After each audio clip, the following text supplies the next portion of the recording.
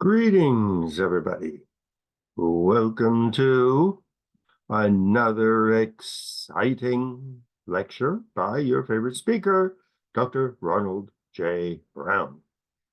Our topic for today is something very much in the news. Once again, seems every time I open the newspaper, they're warning me about some new epidemic, pandemic, disease, virus.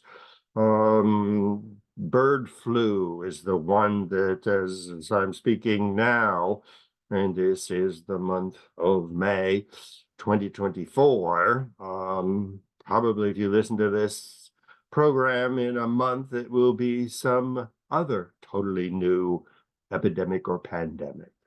Well, I've been interested in pandemics. As you can see on the right, I was visiting one of the abandoned cities of the Maya in the Yucatan in Mexico, Palenque.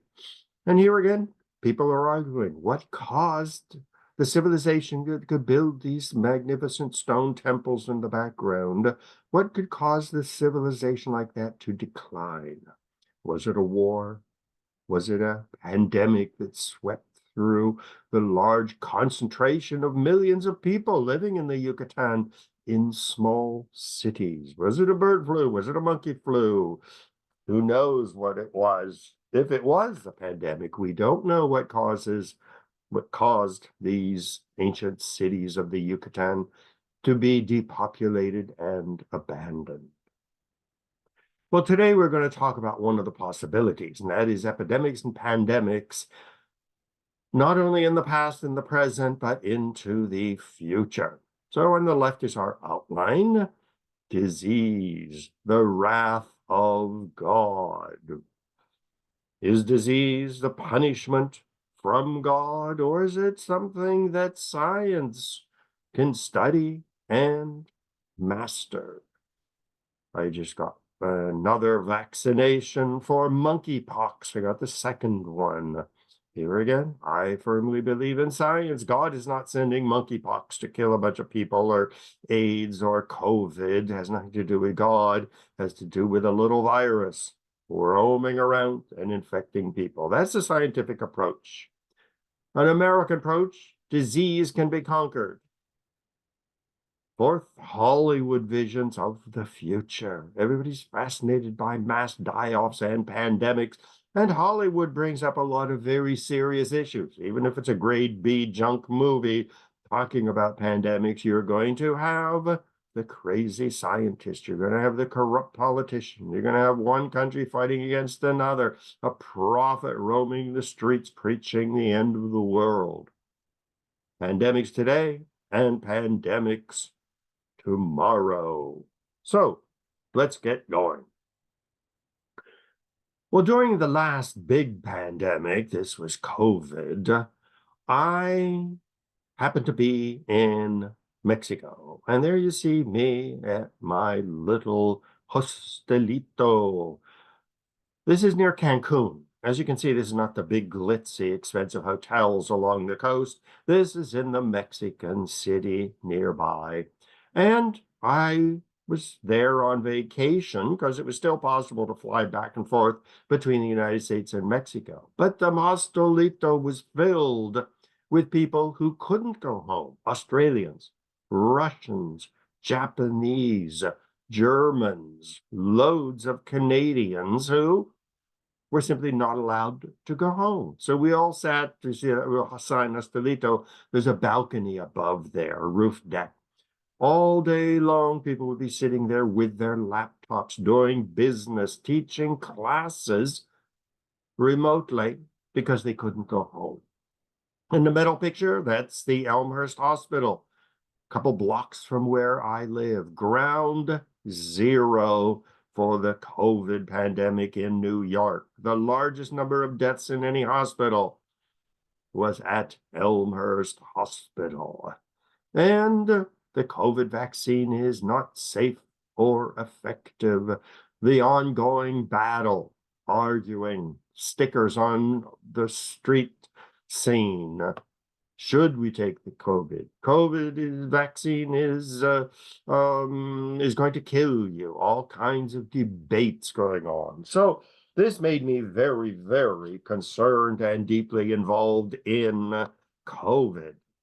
Even before COVID hit, I was involved in pandemics and diseases. The summer of 1979, I was working with the boat people from Vietnam who had fled Vietnam, landed on one of the Indonesian islands. And there's me in the middle. I'm working with the Vietnamese refugees. On the right is one of the hospital ships. There were two. There was the Capanamur, and which is the one I believe there that I visited. Well, the problem was that so many of the Vietnamese refugees had antibiotic-resistant diseases. Because of the war in Vietnam, if you had an infection, the hospital or the doctor or a nurse or a person who had access to some antibiotics would give you a big box of antibiotics and say, just go and take one every day until they run out. And so all kinds of antibiotic disease developed resistance. Gonorrhea, very common, syphilis, tuberculosis, diseases which can be cured with a correct dosage of antibiotics, and then you are cured. But if you keep taking antibiotics or you don't take enough, gradually the germ develops into a type that can resist all known antibiotics. So another aspect of pandemics, resistance. Well, ancient world has constantly been aware of pandemics. Thucydides talking about the Peloponnesian War and the plague which emerged from Egypt and Ethiopia, spread across, and was a major factor in the Peloponnesian War. Boccaccio's Decameron talks about plagues. Albert Camus' famous book, The Plague. More common books such as The Last Plague, where you see the last surviving human going around in a hazmat suit to stay alive. Francois Fanon's The Wretched of the Earth. Here again, plagues, diseases have been part of our human experience. Diseases have been omnipresent. And the question is, how do people deal with pandemics and diseases? Well, historically, the way people have dealt with it was by viewing them as something that we couldn't control, like storms, like lightning. They were just sent by God for some reason. In the book of Exodus, we see that plagues and diseases were used by God to punish the Egyptian. The fifth plague was livestock dying, camels, horses, goats. The sixth was boils breaking out on the skin of the Egyptian. Now, these were the instruments of God to warn humans, to punish humans, such as the death of the firstborn, darkness, locusts, thunderstorms, plagues of flies and wild animals, gnats, frogs, water turning into blood. So disease was one of those instruments used by God to punish humans, to warn them of something terrible. The Jewish Bible, Deuteronomy, saying that if you observe, hearken diligently, and follow the rules of God, well, then everything will be fine. But if you wilt not hearken unto the voice of the Lord, pestilence will overtake you, wasting diseases, fever, inflammation, fiery heat, fevers, and droughts will blight the land. So here again, God uses disease to punish people, warn them, keep them on the straight and narrow path. In the Christian Bible, the famous Bethesda fountain. On the right, you see the Bethesda fountain, not in Jerusalem, but in Central Park. On top of the fountain is the angel. And the Jews believed that the angel flew over the fountain, and when its wing touched the water, the people could go into the water and be healed. And many of the miracles of Jesus were not only raising the dead, but healing the lepers, healing people of incurable diseases. So religion has always had a very strong approach to disease, punishment, and warning from God. The one pandemic that almost destroyed Europe was the bubonic plague, very often called the Black Death.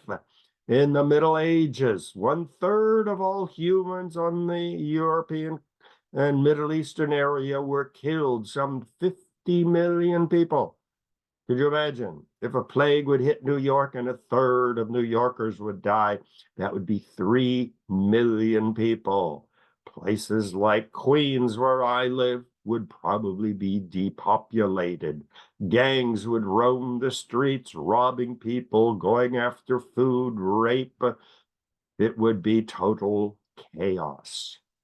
Well, once again, what did people do to explain this plague?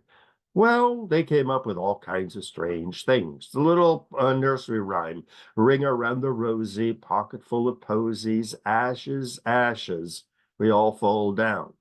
They believed that if you got a pimple and it was surrounded by a red ring, this was a sign of the bubonic plague. But it could be resisted if you put rose petals in your pocket or covered your body with ashes. It might stop the plague.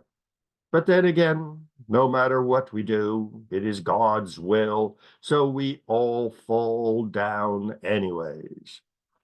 That's the origin of saying God bless you when somebody sneezes, or Gesundheit, Santé, or various Arabic languages and dialects, Persian, Russian, Polish, all have an expression, because uncontrollable sneezing was one of the signs that you were getting the plague.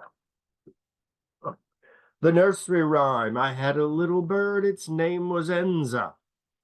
I opened up the window and in Influenza. This is called the miasma theory of disease. See, people are starting to say, well, maybe it's not just a punishment by God. Maybe we can do something to protect ourselves. And it was believed that the night air brought diseases. Well, in some cases, that was very true, because the night air did bring mosquitoes, which spread malaria. The night air was moist. And everybody knows that it could bring disease. Everybody believed that the wandering around in the middle of the night was dangerous, closing up your door, closing up your window, because not just diseases roamed the nighttime before electricity, but rapists and thieves and murderers and drunks also haunted the streets.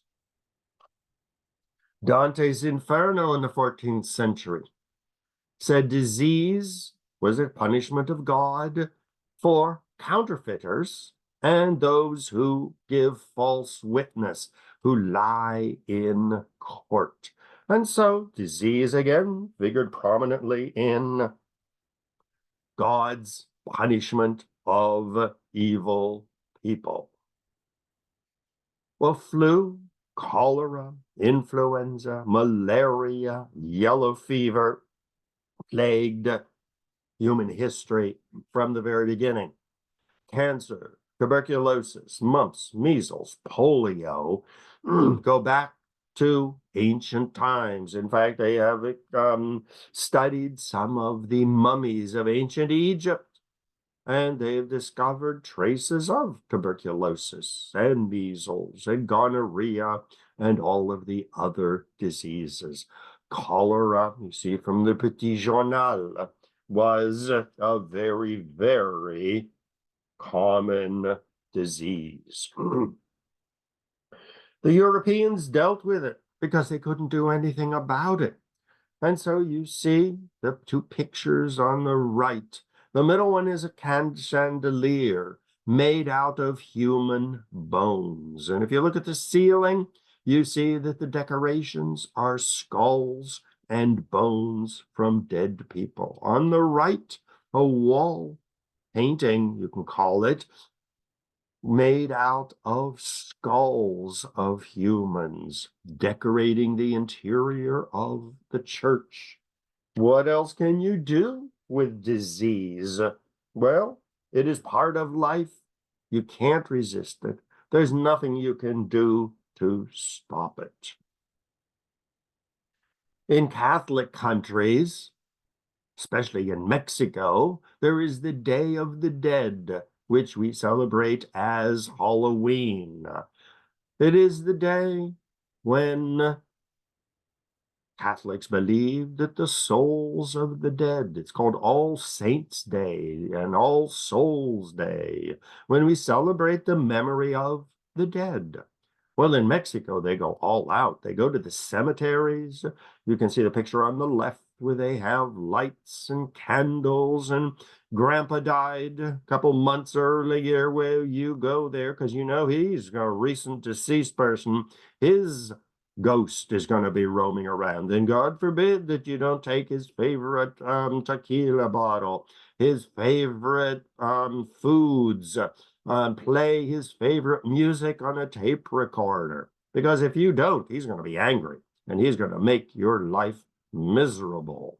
And so celebrating the lives of the dead people is part of Christian tradition. You die, you go to heaven, you go to hell. Sometimes your soul comes back for a visit. Painting on the right, you see the dead people coming back. The skeletons, well, they dress them up and they give them their food. They play their music. And this is part of the Catholic tradition. New Orleans is the city in the United States that is most plagued with disease. The city itself is below sea level, surrounded by mud levees to keep the Mississippi, to keep the Caribbean, to keep Lake Pontchartrain from flooding the city. Well, sometimes the waters break through the levees and the city is underwater. Well, mosquitoes love hot water during the summer, pools here and there of stagnant water. Well, then comes malaria. Then comes every type of disease, yellow fever, all kinds of diseases. Even leprosy thrives in New Orleans.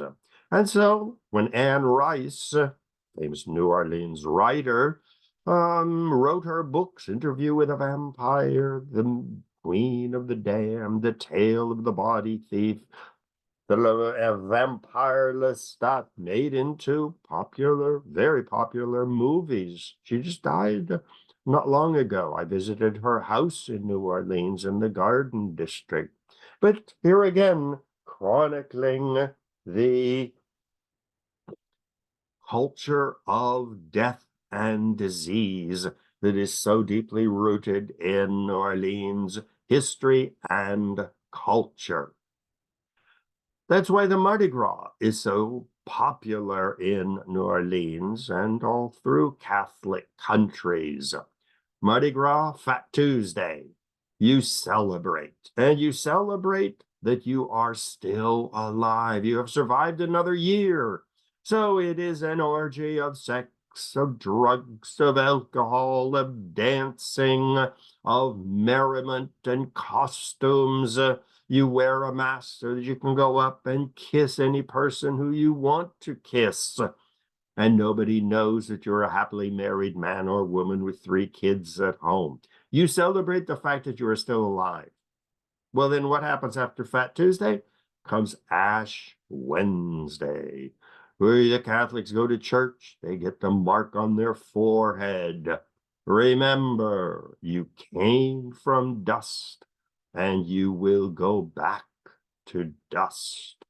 And so New Orleans celebrates life, but then it is very aware of the looming death, which could be just around the corner. The next hurricane, the next flood, the next pandemic would probably end your life very quickly. Well, this was the traditional way of viewing death. And it's not just European, it's the Middle East, it's Asia, Pacific Islands, Africa, the tribes of South America. There was really nothing you could do. When a pandemic hit, it just swept away those who it was taken, and you just prayed to God to spare you and your family. But very often God had other plans. So you have loads of books talking about plague and pestilence from ancient times to the present. Even the book on the United States, the great yellow fever epidemic of 1793, sweeping across the country, killing thousands. Well, New York came up with the idea and recognized that maybe it wasn't the night air, and maybe posies in your pocket were not really going to stop the next disease. And they realized that the most effective way, and this is the beginning of modern science, was to isolate people who came down with consumption or tuberculosis. And other diseases such as smallpox and malaria. The idea was when someone became sick, isolate them as quickly as you can, because they didn't understand the science of it yet, but they realized that diseases such as tuberculosis and smallpox passed from person to person. And so isolate the first person and you can cut the chain. And this is the smallpox hospital, or what remains of it, on Roosevelt Island between Queens and Manhattan. Flourished for almost 100 years, 1854 to 1956. The buildings, as far as I know, last time I was there, are still there, a grim reminder to the beginnings of a scientific approach to disease. Ellis Island was very aware of the diseases that could infect the city. And so, if you see the map there of Ellis Island, the immigration center, you see a little area of between 2 halves of the island where the ships came.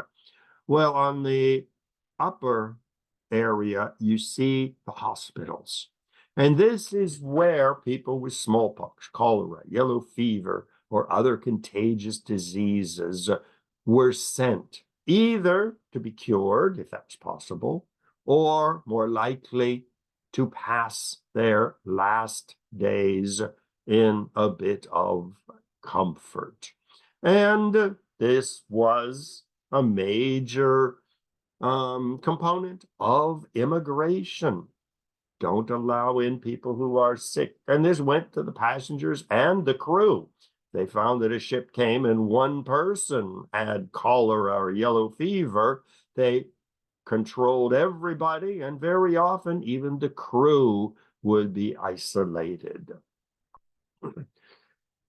Very popular story was famous Typhoid Mary. This was before Ebola, before Zika, before there were AIDS, before there was monkeypox and COVID, and today chickenpox, chicken virus. Scientists recognized that there was a peculiar situation called an asymptomatic carrier. Mary Malone had typhoid fever. She spread it around New York. She worked as a cook in hotels and restaurants, exposing, some people say, hundreds of people, if not thousands, to typhoid fever. Many of them died. We don't know for sure because back in the late 1800s and early 1900s, statistics were not very accurate. But they recognized that a person could have a terrible disease and have no symptoms, but they could spread it to other people.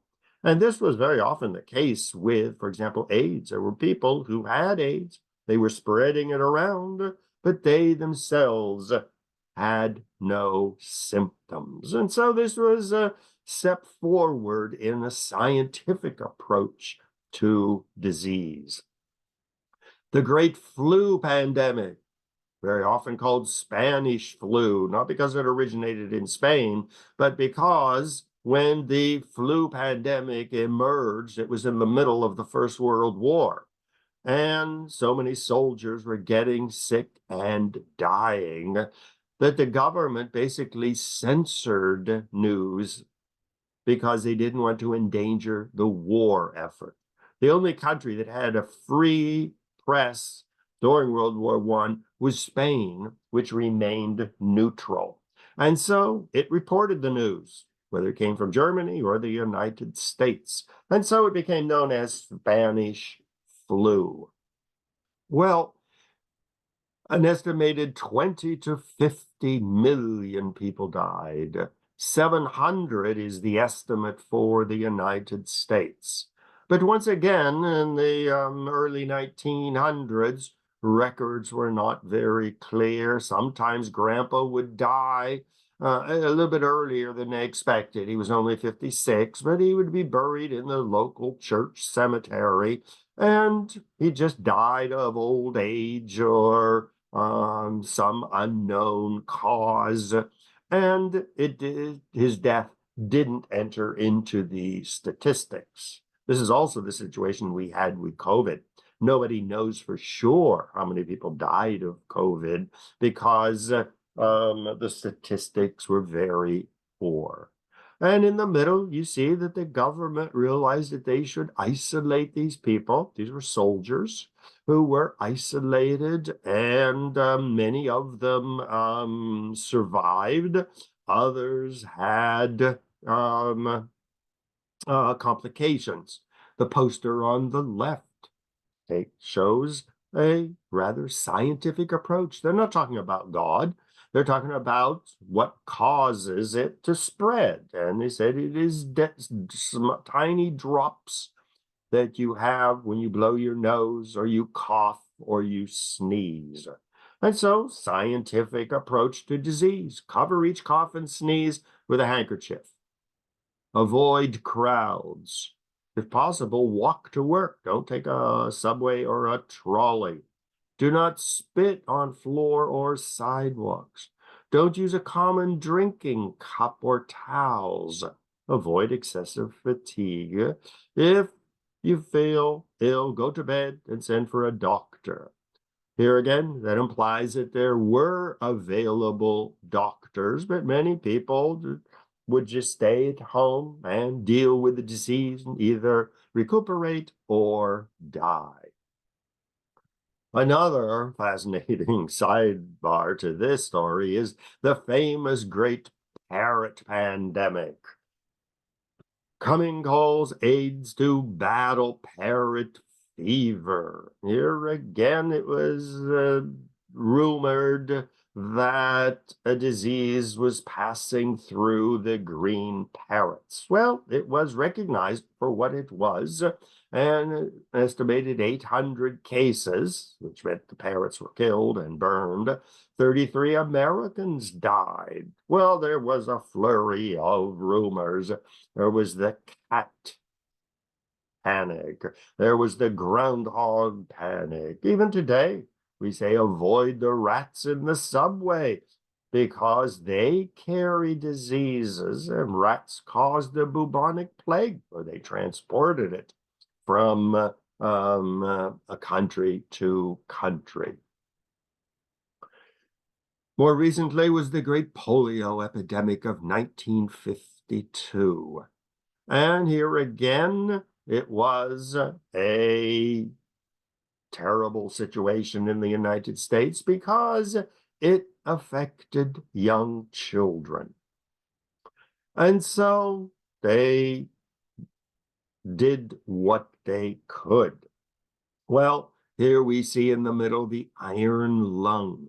In fact, just recently, a man died, and it was in the New York Times or one of the newspapers, that he was the last surviving of these polio victims who had spent his entire life in an iron lung. The iron lung, as the name implies, forced the chest to rise and lower so that they could breathe, because with polio, the muscles that controlled the breathing were damaged. And this was a major issue because, as I said, it affected children. FDR was afflicted with polio, and this is one of the very rare photographs where you see him in a wheelchair. He was never photographed in a wheelchair. In fact, when he was giving a speech, he was always standing behind a podium and holding the podium to keep him from falling over. Getting in and out of a car, he was always surrounded by secret agents and policemen so that nobody could see him getting in and out of the car. Because here again, many people still said that disease was a punishment for something, that you couldn't be a good president if you had a physical infirmity. On the right, you see the monument in Washington, D.C., with him and his little dog. I forget the name of the dog. But there was a big movement to show him in a wheelchair. Well, a lot of people objected. And so they made a compromise. It looks almost like he's sitting on a chair. But in fact, somebody said if you look in certain places, you'll see it's not a chair, but it is a wheelchair that had to be hidden. The polio was terrible. Look at this, all these iron lungs, and these are all little kids. See in the middle, little kids learning to walk with all of these braces on their feet and crutches. 57,000 cases were reported, over 3,000 estimated died, 21,000 were left with mild to disabling paralysis. So it was well known that the disease was spreading, and I even know from my small town in Pennsylvania, one of the kids was born and had polio, and everybody knew him, and he'd go to church on Sunday, and there was a great kid, but he was a polio victim. The next big pandemic was AIDS. 700,000 is the estimate for the United States. World estimate is 40 million. We don't know for sure because many people refused to have any mention made of the fact that they died of AIDS because it was spread through sexual contact predominantly. And many people, like Jerry Falwell, say AIDS is not just God's punishment for homosexuals, it is God's punishment for the society that tolerates homosexuals. So even though science was making great strides in overcoming this horrendous pandemic, still lingering was the notion that it was a punishment from God.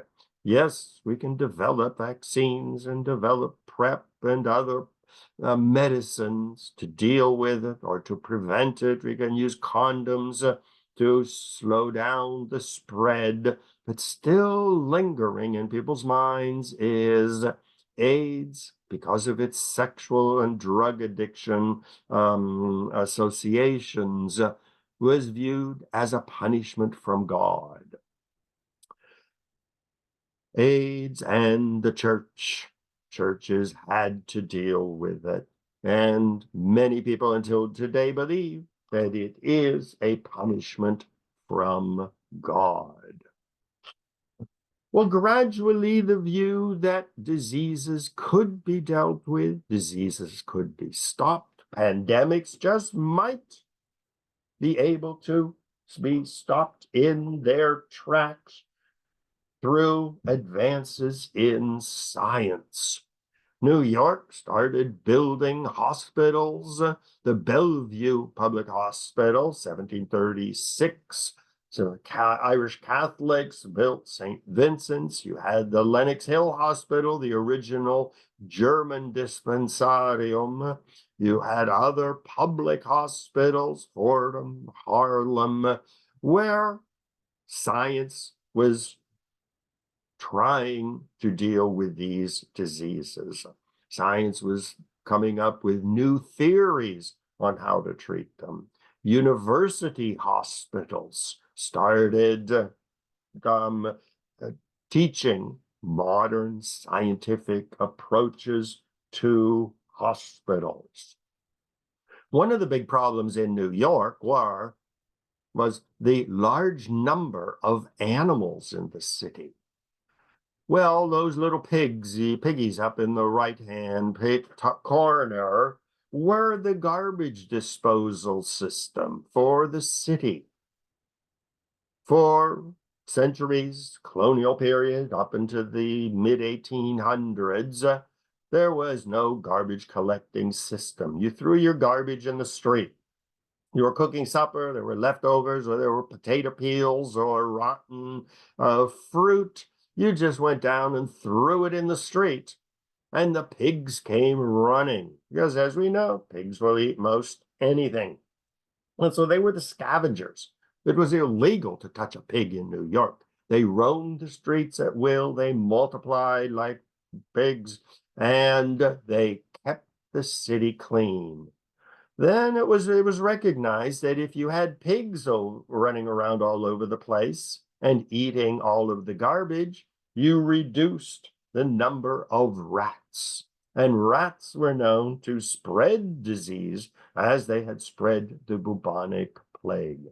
Horses, you picture on the left a dead horse in the street, and kids are just walking around playing with it. Who knows what kind of diseases were being spread?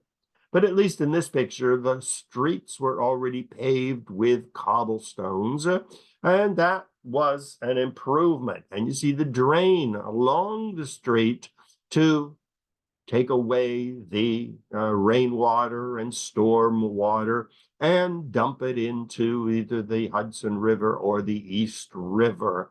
And the rivers themselves were sources of disease because they were so polluted. If you fell in the Hudson River, you were more or less pronounced dead. Even the fish and the clams and everything else couldn't live in any of the water surrounding the city. This is the famous 5 Points painting by George Catlin of 1827. Look at the bottom left-hand corner. You see a pig. You see a housewife coming out, dumping all of her garbage. Now, this was not just kitchen garbage. They didn't have flush toilets back in 1827. So you just had a pot in the bedroom or in the hall. The kids and the mother and the father used a pot, and then they just went out and dumped it in the street, and the pigs came running. Even in the middle, there's another pig knocking over a woman as he dashes off to get his breakfast or dinner or whatever it is. And you see the building on the left, it is a grocery, which would have all kinds of food and agricultural products to get rid of broken eggs, rotten meat. And this was what the pigs were for. In the picture on the right, you see a pump, one of the few for getting water. Well, very often with all of this garbage and dead animals and everything, even the water in the city was a major source of disease. That's why in the 1840s, the Croton Reservoir System was built, recognizing that diseases are spread by contaminated water. And so in the 1840s, the city began paving the streets, brought fresh water down from upstate New York through giant tunnels into the city, and they built the Croton Reservoir, which you see in the picture. This was at the corner of 42nd Street and 5th Avenue. You see the horses and carriages and people walking. That whole building was filled with water, and then slowly pipes were laid where you would have pumps along the street, what we today would be like fire hydrants, where the people could get fresh water to drink. Garbage disposal was starting, personal hygiene was getting underway, and there were even the first attempts at vaccinating people against diseases. This is a picture of the New York City Sewer Department, which most people never even realize is underground. But when you see the store entrance there, manhole covers, you see the New York City sewer system. And this, on the right, were some of the giant storm sewers. Now, very often, one of these areas would be used for storm water runoff, another for sewage, and another one for fresh water. And so in the 1850s, people started realizing that fresh water, sewage disposal, paving of streets would seriously diminish the possibility of pandemics. Central Park, when it was built by Frederick Law Olmsted, was described as the lungs of the city, where the air was considered dangerous. Remember back in the 1850s, everybody used coal and wood for cooking, for heating, for getting hot water, for a bath. And so the city's air was filled with smoke. You would blow your nose and you'd look at your handkerchief and it was black. You'd wash your hair some evening, the water was black from coal dust. And so Central Park was a place where they recognized that trees and plants and open sunlight was healthy.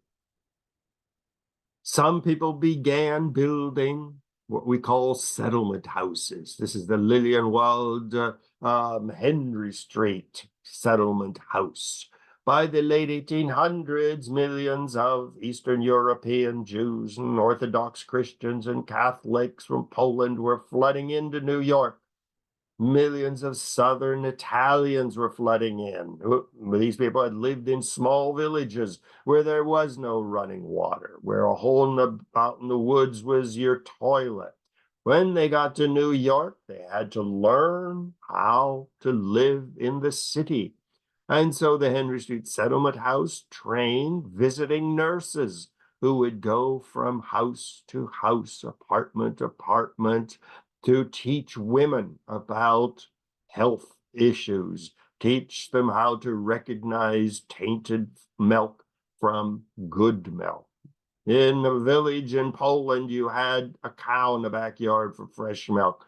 But in New York, you bought it from a street vendor. You didn't know if it was half water added to make more money or whether it was polluted. So health became a major concern. During World War I, a major advance was made, and this was the discovery of penicillin. It is attributed to the Scottish scientist Alexander Fleming.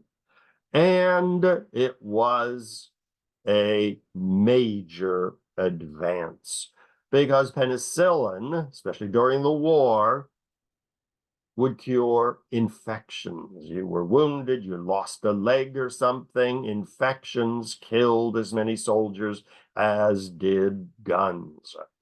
A woman had a bad cut or a bad birth and was bleeding. Penicillin was given to her. And so it was a major advance and one of the first widely spread and still used antibiotics. Jonas Salk invented the influenza vaccine, once again arguing diseases are no longer just punishment from God. They are diseases coming from viruses, from infections, from germs, from bad water, from contaminated food. So gradually, penicillin and other antibiotics started making a major impact on disease. The polio vaccine was given to every kid as soon as they were born, and it really ended up the whole situation of kids in wheelchairs, leg braces, and most tragically, iron lungs. So what is the situation as we move into the present and the future? Well, Hollywood is probably the most open-minded about pandemics. Nobody really looks forward to a pandemic. The government is not preparing us for the next pandemic. We barely got through COVID. Now we're moving into the next one. As soon as a new pandemic emerges, then governments and hospitals and scientists deal with it. Whereas Hollywood movies are dealing with panics, epidemics, pandemics, and how they might emerge in the future. Many of these are what they call the horror movie genre. For example, Panic in the Streets are a story of New Orleans again, 1950, and a pneumonic plague epidemic in New Orleans. And these movies are good because they very often portray the inability of governments to deal with these pandemics, the inability of countries to cooperate to stop them, the role of religious leaders in saying, don't worry about it. If you die, that's God's punishment. And individuals saying, I'm opposed to vaccines. We don't believe that they are effective or they are dangerous. Hollywood movies tells it the way it is. Hollywood movies also explored the rapid rise of disease as an instrument of warfare. In World War I, famous use of poison gas, which killed the people. Well, during the Cold War, the whole idea of using a germ putting it in a weapon, shooting it into the middle of the Soviet Union or into the middle of the United States, and spreading some terrible disease that would kill millions. So using disease as an instrument of war.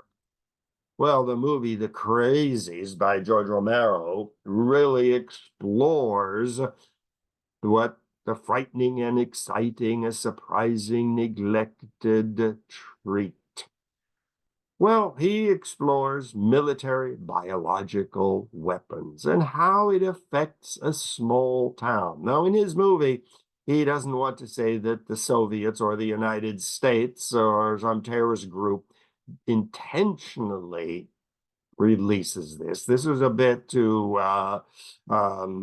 delicate of an issue to address in the height of the Cold War in 1973. So he compromised and said it was an accidental release. But all the issues were there. How does it spread? How can it be stopped? The local authorities, the wealthy people against the poor, who is dying? Are the rich people locked up in their houses with lots of food?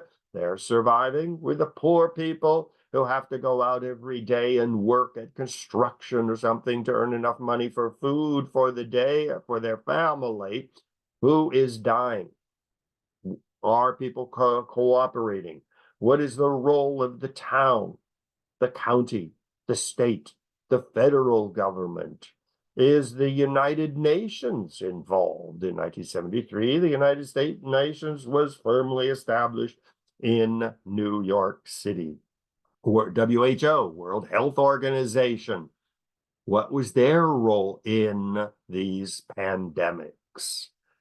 Well, Hollywood treats it the way it is, whereas history books have to take into account like with AIDS or with COVID, we hesitate to criticize our government. We hesitate to say that the rich countries of the world hoarded the vaccines and they left the poor countries to die. Or, as in the case of COVID, why was it the rich countries who had the highest fatalities? The United States, with its wonderful healthcare system, why wasn't this healthcare system able to stop the pandemic? Virus with Glenn Ford, 1980 film. Here again, this is a great spread of a mad scientist's product. Mad scientists are very important in the whole issue of viruses. And this one was an East German mad scientist and an encounter with American spies. Well, I lived in Berlin when it was East Berlin and West Berlin. I spent a summer there going back and forth. And I mean, you'd go to a cafe on the Kurfürstendamm, and half of the people sitting in the cafe were spies, whether they're spies for Russia or East Germany or Bulgaria or China or the United States or France or Germany. Everybody just assumed that everybody else was a spy in that divided city. Well, in this film, only 863 people managed to survive the virus, a mass die-off. How do governments respond? How do religious groups respond? How do scientists respond? How do the rich respond? How do the poor respond? All of these different variables and actors in every pandemic are very much highlighted in these films. The Walking Dead, fascinating film, again, where the people just don't die of the pandemic, but they are turned into zombies, going around attacking other people, eating living bodies to sustain their bodies. So it's not just the people who die, but it is the people who continue on in some transformed state and continue to spread the disease, and the few survivors have to fight off the living and walking dead. When Gagarin and later Shepard and Armstrong and Aldrich started going to space and to the moon, a whole new dimension of pandemic hysteria began. The Andromeda strain of 1971. What if Neil Armstrong and Buzz Aldrich had encountered a dormant virus on the moon? It attached itself somehow to their clothing. They brought it back to Earth. And even with the necessary quarantine and sterilization, a strain of some disease began spreading across the country. Here again, the whole new genre of pandemic hysteria, fear, and very often realistic. We talk about the moon once having had an Earth-like atmosphere, highly probable in the seas it had some types of animals or viruses or germs or some other type of creature which could be very much dormant, laying in the ground over the thousands of years, which will be brought back to Earth, will spring to life and turn into a monster. That's the whole theme of the movie Alien.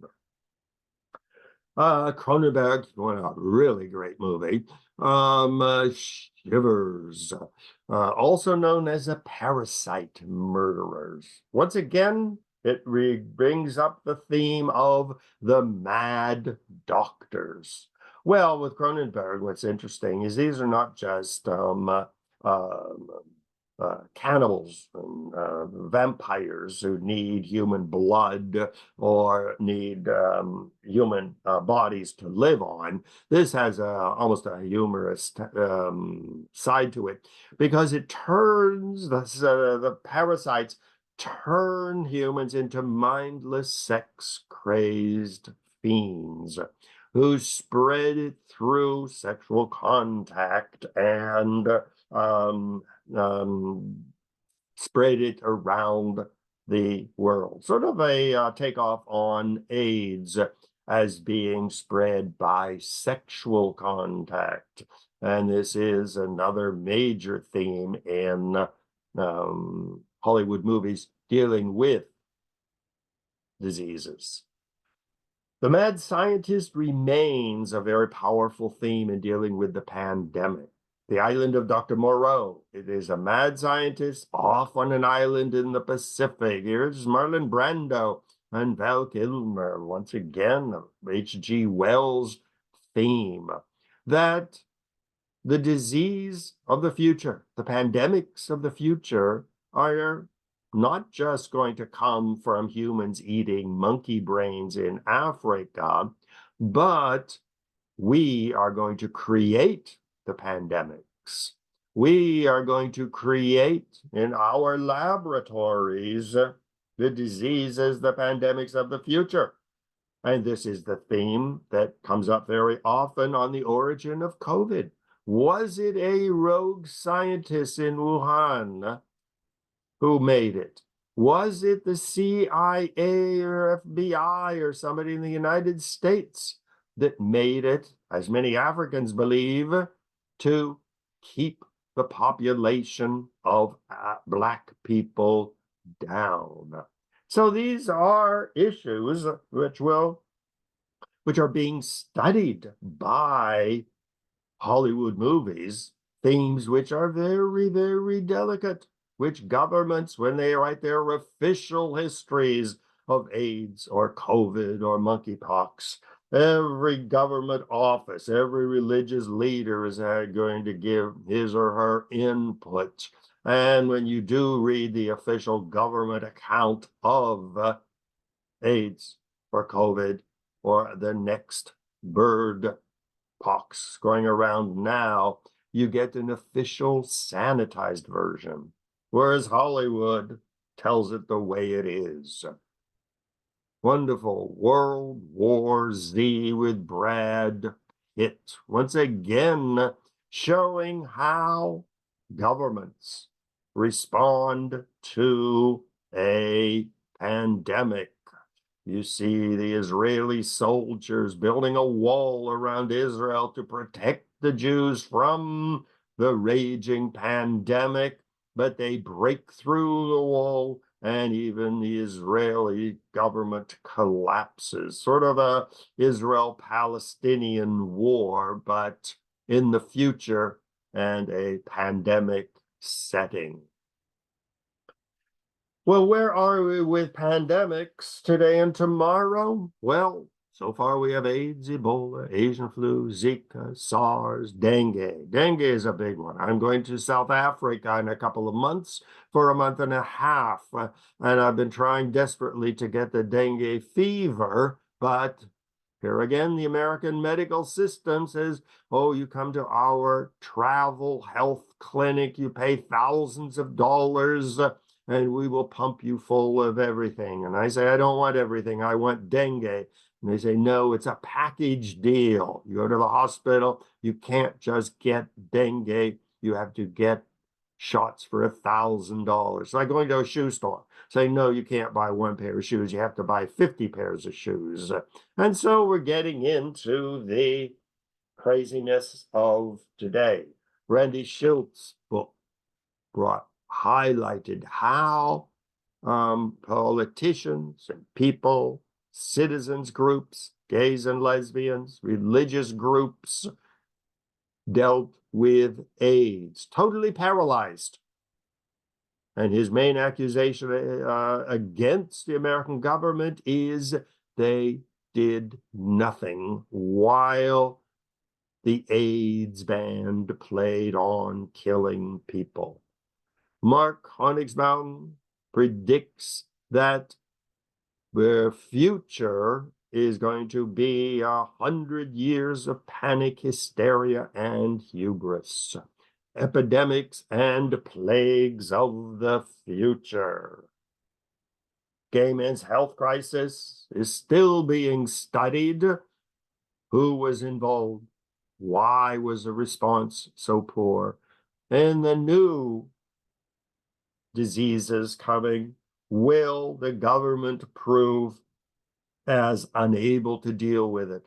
Will the medical establishment be as unable to deal with COVID as it will be with future diseases?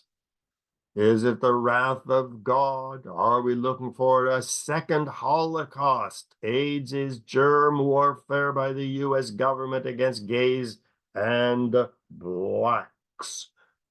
What is going to be the response in the future? Antibiotic resistance is a growing threat, becoming worse all the time.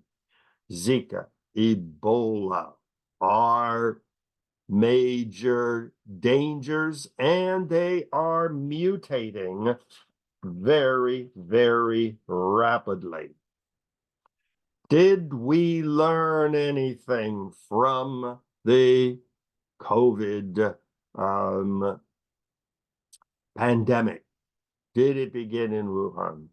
Was it an artificially produced mutation in a laboratory by the Chinese that got loose? Others say it was created by the CIA as a war of race war to kill off people. Monkeypox. I just got 2 monkeypox vaccines. This was a rare case, I believe, that New York handled it well. I was out at Fire Island on vacation, and everybody was talking about monkeypox, that how little they were prepared, how few vaccines they had. Well, I went to a disco one night at Fire Island, and there was a big sign up, tomorrow morning, free monkeypox vaccines. Well, they gave you the first one. So what did the government do? It had a limited amount. It targeted the population. So it went to Fire Island, where you had a bunch of young people and gays and lesbians and trans and single people dancing all night and drinking and having sex, and figured, well, if monkeypox is going to break out anywhere, it would be at these high concentrations of wild people. And so the very next morning, there was a line forming outside this little summertime clinic, and they were giving you the very first shot of monkeypox. And so it was, I believe, it was well handled for once. Bird flu is now the next big problem. Spreading not just to birds, but it is also going to animals such as pigs. They've discovered it in cattle and in milk. Here again, they believe that homogenization and pasteurization are going to remove the virus, but they are still not sure. Birds migrate, another factor in pandemic. If it's spread by birds, in the spring, the birds are flying north from the tropical Caribbean areas, going up to Canada. In the fall, they migrate south, dropping their bird droppings all over the place, which are then eaten by squirrels and animals, and spreading it to giant farms where they have millions of chickens being raised. And if it passes to cattle, herds of cattle in the Midwest eating grass, which has been infected with the virus. Once again, how are governments, religious groups, community groups going to deal with the next avian flu? Are the governments of Canada, the United States, Mexico, the dictatorships of Central and South America going to be able to deal with it? When you have a collapsed government such as in Haiti, poor population, very bad healthcare system, no effective government, is that going to become a reserve of avian flu because nobody is able, nobody is capable, nobody is there to deal with it? Well, pandemics continue to remain a very important part of modern society. In fact, the evangelical Christians and many other Christians believe that we are approaching the end of the world, as it is described in the last book of the Christian Bible, the New Testament, the book of Revelation. The famous four horsemen of the apocalypse: war, famine, conquest, and pestilence.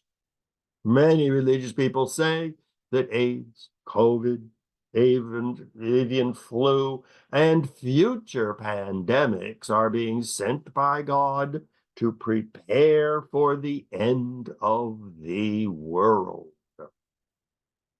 The Maya prophecies, that's me in one of the Palenque, one of the ancient Maya cities, which totally disappeared. The city didn't disappear, but the people disappeared. The Mayas predict that in the end of times there will be epidemics and plagues, and then famines. Governments will collapse. Wise men and religious leaders will be lost.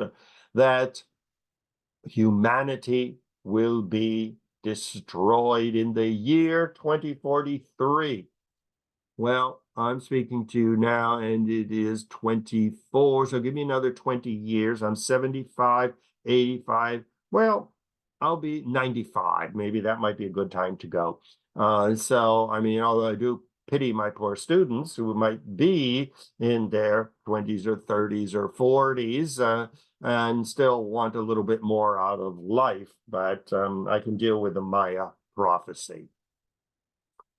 But still, people remain optimistic that diseases can be cured. Books like The End of Illness, Ending Aging. When you look at it in my family, the average life is up to about the late 90s. There's a very good chance that some of my 7 brothers and sisters and I will get above 100. My neighbor across the street, Helen, just celebrated her 102nd birthday and is still going pretty well strong. The End of All Disease by Jesse Canone. Simple, little known, and proven cures for 7 of the most dangerous diseases. We remain optimistic. We are going to conquer disease. We are going to live, maybe if not forever, but for a good, long health span. But then on the other hand, Ray Kurzweil predicts that we are going to live forever. Wonderful movie, Transcendence, the book by Ray Kurzweil, The Singularity, When Humans Transcend Biology. We'll finally get rid of what a lot of people call this bag of water and protein, which is my body. And we'll simply be able to take the human mind and transfer it to another body. So I get sick of this body, I'll just transfer my mind into the body of a 25-year-old hunky, well-built, intelligent guy, and it'll be me, but just a new body. Or go into a computer, upload your mind, your consciousness into a computer, email yourself to the moon, pick up a new body there, and have a wonderful vacation walking around the moon. The new body will be adapted to resist the radiation rays from the sun. It will be adapted to get the oxygen out of whatever there is atmosphere there. Or get a new body and go under the ocean. Swim like a fish, getting oxygen from the water.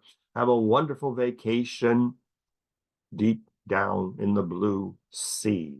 So that would be the ultimate end of disease, where we would no longer have a human body, or we would just pick up one, like we go to the store and pick out a new pair of shoes, or just be very, very free and easy.